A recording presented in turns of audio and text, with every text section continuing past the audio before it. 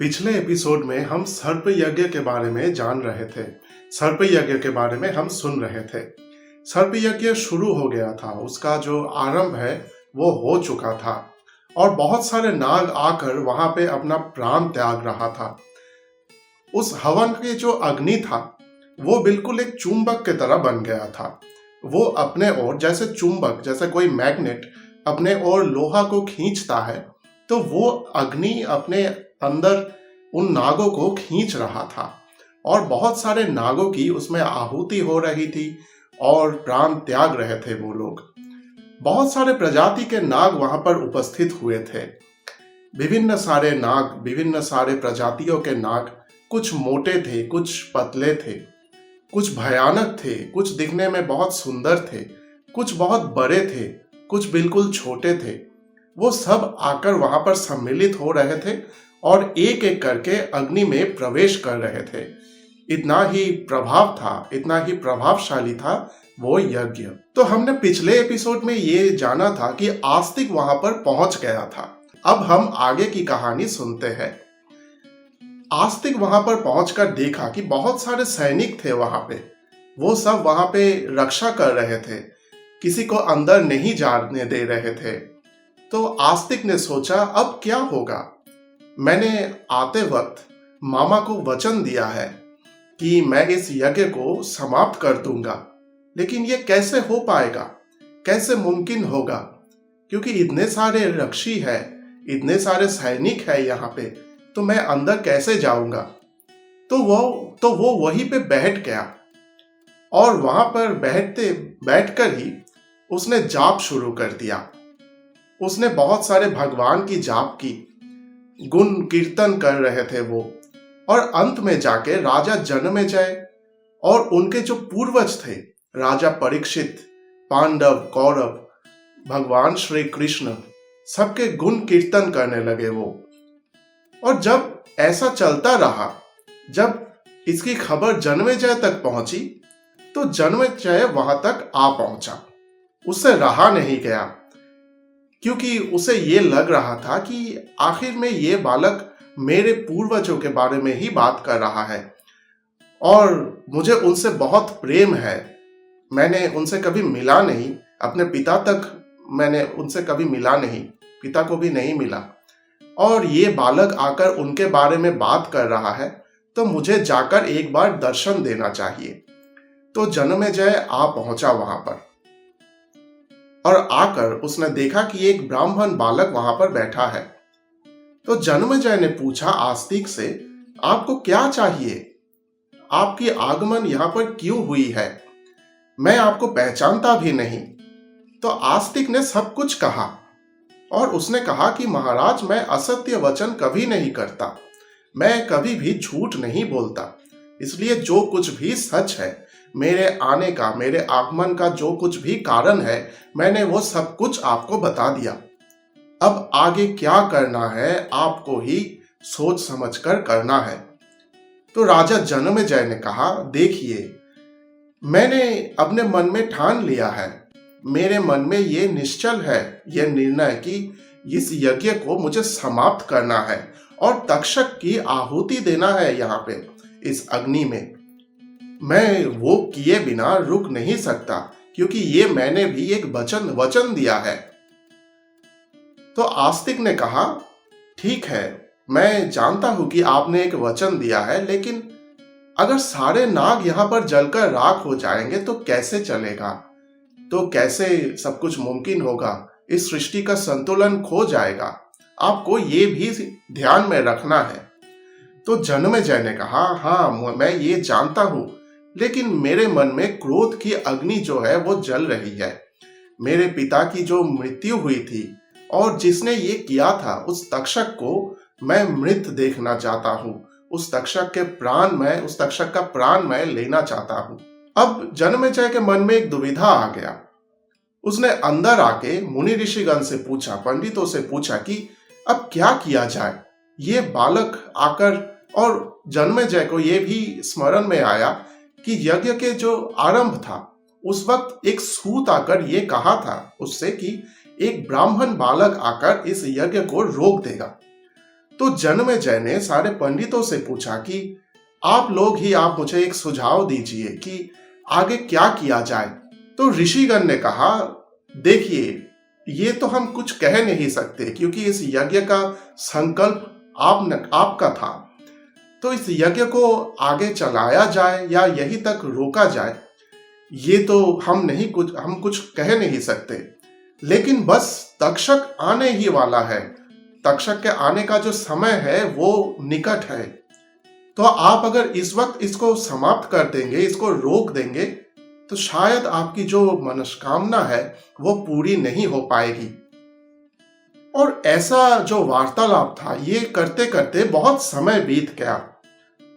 और सच में, क्योंकि मंत्र का जो प्रभाव था, यज्ञ का जो प्रभाव था, उसके जो खींचने का, उस हवन के अग्नि का जो ताकत था, उससे देवराज इंद्र भी भयभीत हो गए।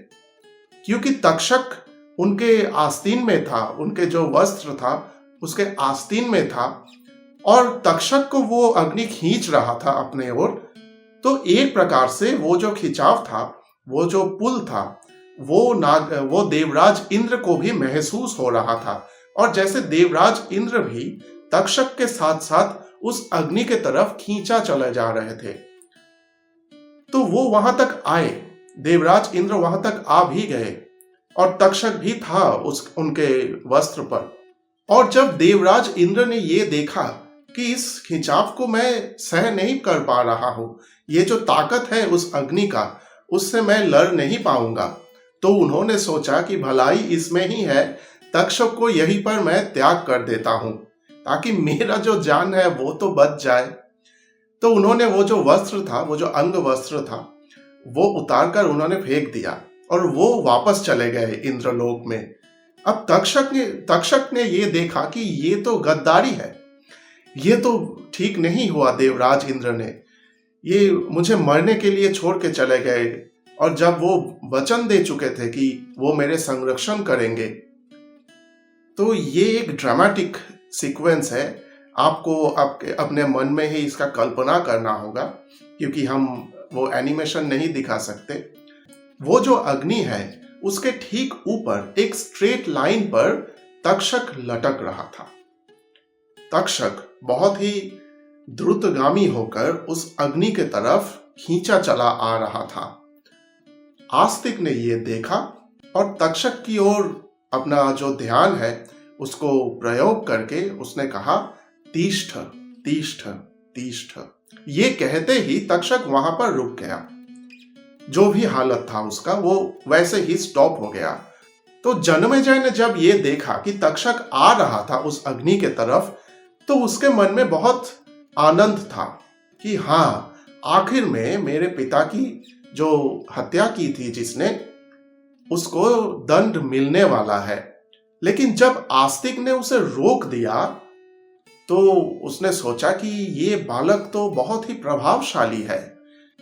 तब जाकर जन्मेजय के मन में ये सूझा कि क्या मैं कुछ गलत कर रहा हूं? मुझे तो अभी तक लग रहा था कि मैं सब कुछ सही कर रहा हूं, क्योंकि सब कुछ मेरे इच्छानुसार ही हो रहा था। एक छोटा सा बालक आता है कहीं से और आकर इस यज्ञ को रोक देता है। बहुत शक्ति है उसमें, इतना तेज है उसमें। तो शायद मैं कुछ गलत कर रहा हूं, मेरे मन में, मेरे आचरण में कोई त्रुटि है। तो उसने सोचा कि क्या किया जाए। पंडितों से उसने सुझाव लिया, पंडितों से पूछा, ऋषि मुनिगण से पूछा, और फिर जाकर उस बालक के सामने खड़ा हो गया जन्मेजय। और हाथ जोड़ के उसने उस बालक से, आस्तिक से पूछा कि मैं आपकी क्या सेवा कर सकता हूं? मुझे लगा था कि आप जो कह रहे हैं, आपके बातों में दम तो है, लेकिन मैं जो कर रहा हूं यही सच है, यही सत्य है, यही उचित है। लेकिन आपने बस 3 बार तिष्ठ कहते ही इस अग्नि को शक्तिहीन कर दिया, इस पूरे यज्ञ को रोक दिया। मुझे आपने बहुत प्रभावित किया है।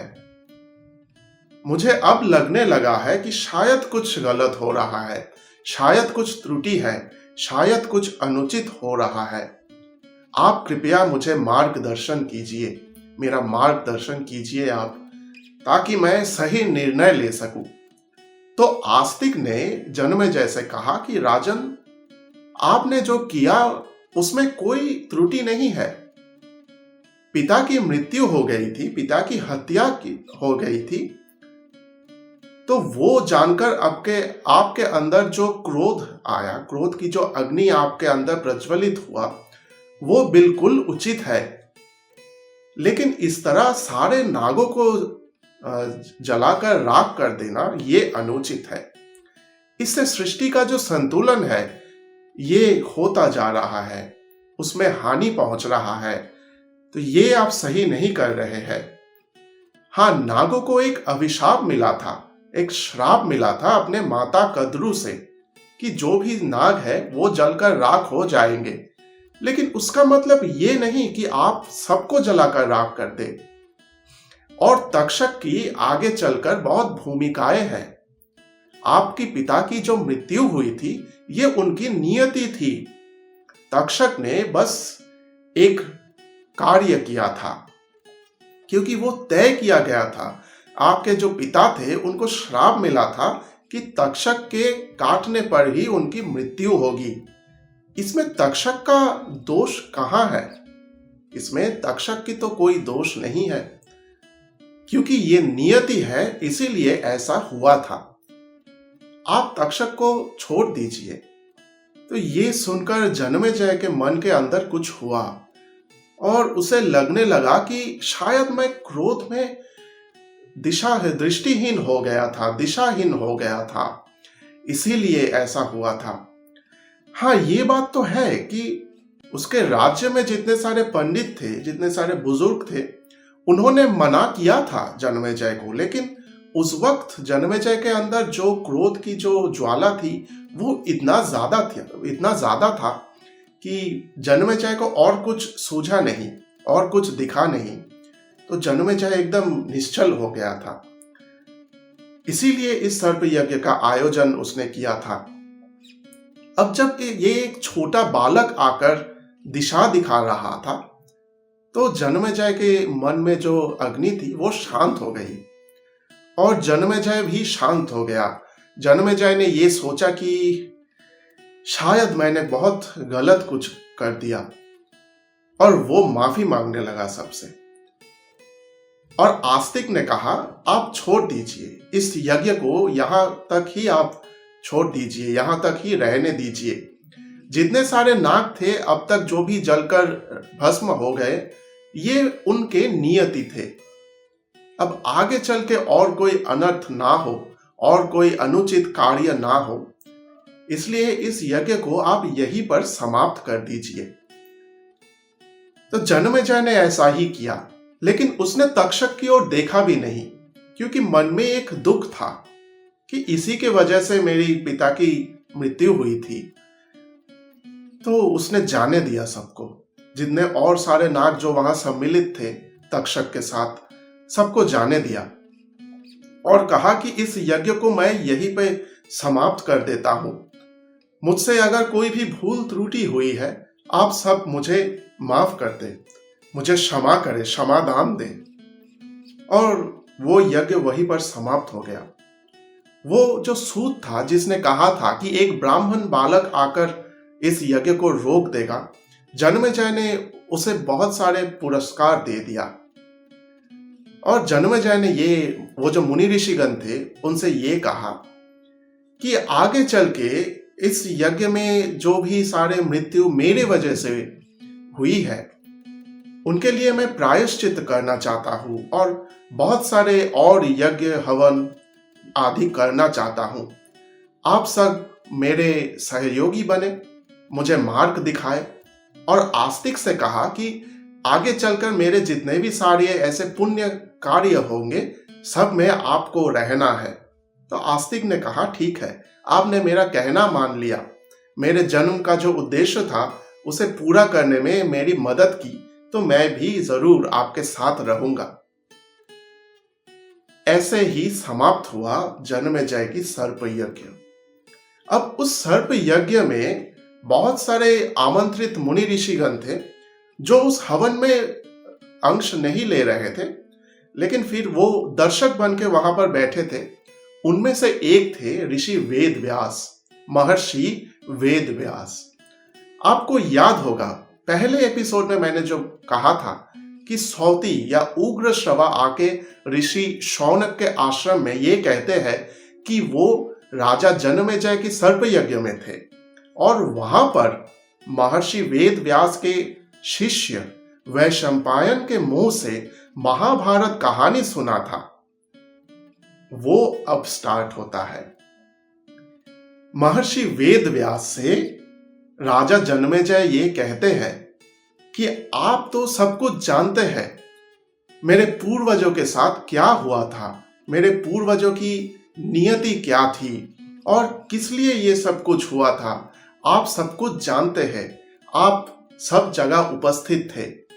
भगवान, मैं आपसे ये प्रार्थना करता हूं कि आज इस अवसर पर आप मुझे मेरे पूर्वजों के बारे में बताइए, पांडवों के बारे में बताइए, कौरवों के बारे में बताइए, भगवान श्री कृष्ण के बारे में बताइए और ये भी मुझे बताइए कि ऐसी कौन सी भूल थी जो उन्होंने किया था जिससे ये नियति हुआ था, ये सब कुछ हुआ था, ये युद्ध हुआ था, सब कुछ नष्ट हो गया था, सबका विनाश हो गया था। महर्षि वेद व्यास ने वैशंपायन से कहा, आग्रह किया कि पुत्र, अगर तुम ये सुनाओगे सबको तो मुझे बहुत आनंद मिलेगा। वैशंपायन ने अपने गुरु को प्रणाम किया और उसने पवित्र महाभारत कथा सबको सुनाना आरंभ कर दिया। तो अब तक जो हम कह रहे थे जनमेजय की सर्प यज्ञ, वो यहां तक आके ही खत्म हो गया। कुछ और सब स्टोरीज है, उपकथाएं है, छोटे छोटे कहानियां है, वो शायद उतना रिलेटेड नहीं है, उतना रिलेवेंट नहीं है। आगे चलकर अगर उनकी आवश्यकता होती है तो मैं जरूर वो आपको सुनाऊंगा। आज का एपिसोड बस इतना ही। कैसा लग रहा है ये मुझे आप जरूर बताइए। मैं इंतजार करता हूं आपके कमेंट्स का, आपके सजेशंस का, आपके फरमाइशों का। अगर कुछ भी आप मेरे साथ शेयर करना चाहते हैं तो कमेंट में लिख सकते हैं।